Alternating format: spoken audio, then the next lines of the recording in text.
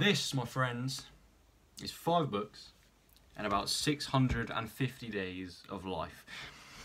All written by me, by hand, over the past 20 months. And I think I would go as far as to say is this is the best habit I've been able to maintain. In this video, I'm going to discuss why I write a journal entry every day, why I think you should too, and how you can start if you're interested. First of all, this is no soppy, wet Dear Diary nonsense. This is raw, unfiltered, emotional dialogue about my life. And the best thing is that the book has no judgment. The book has no preconceived reputation of you, so you don't have to worry what it thinks. You can really be honest. And that's why this is such a freeing practice.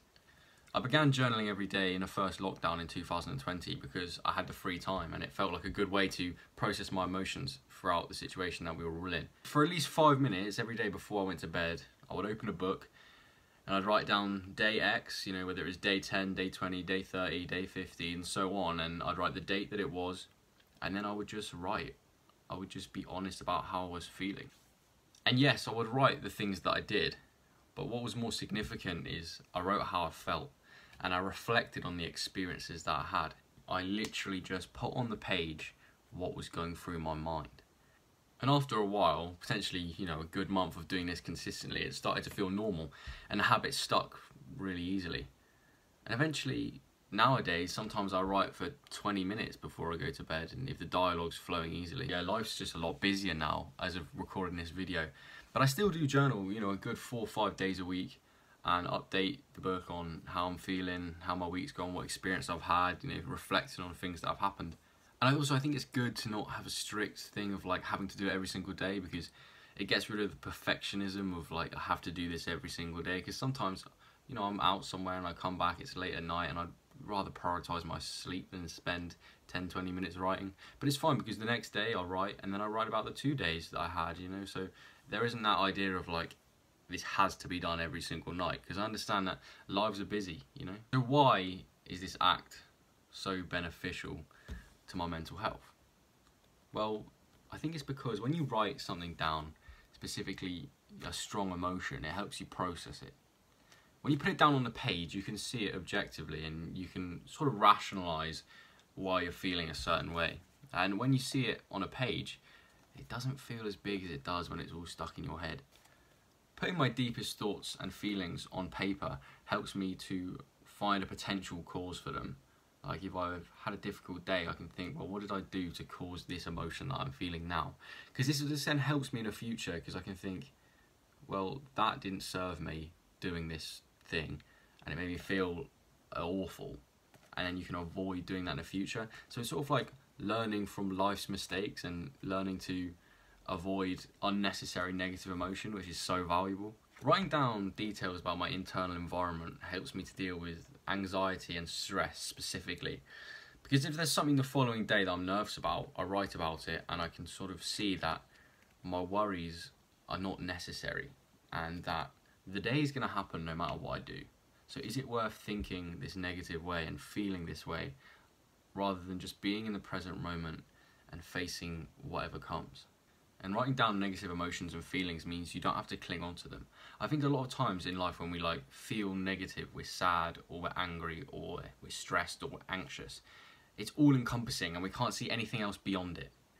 We can't see that it's temporary, and we let it run our life. Whereas writing it down is a way of releasing that feeling. It's a way of moving on to the next moment and seeing if that was an experience, or even if it's still happening, seeing it as this is an experience and it will pass. And you can look back on all the days that you've written and see, well, on this day I felt this way, and on this day I felt that way, and see that life is an ebb and flow.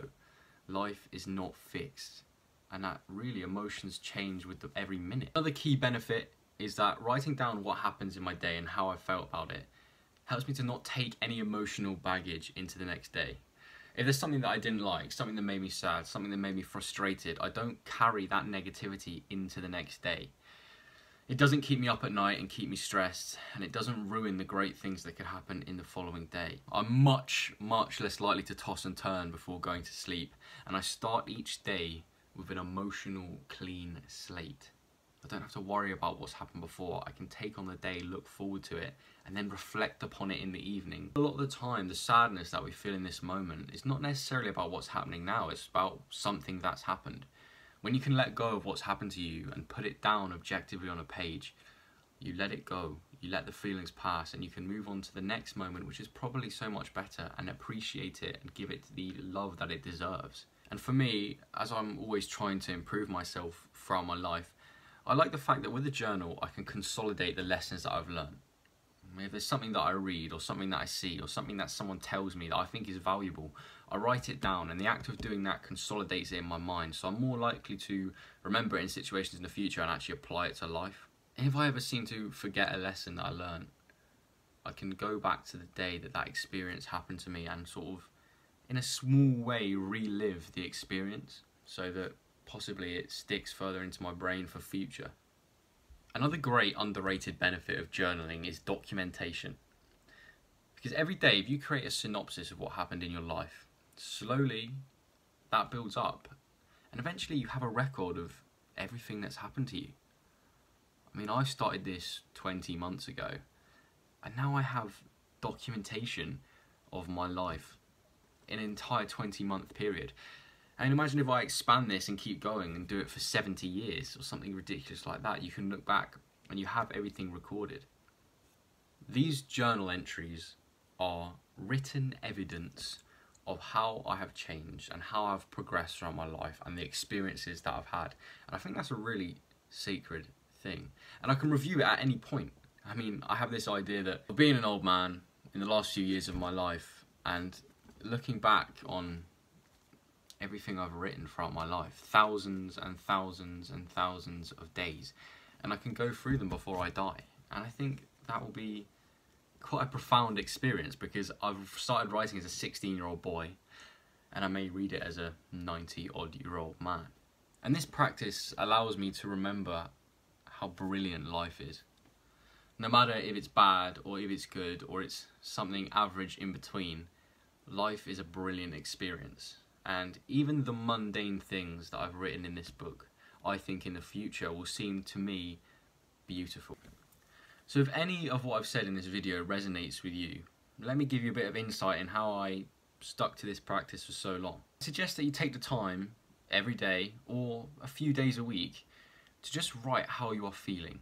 It can be 5 minutes, and I think everyone can carve out 5 minutes no matter how busy you are.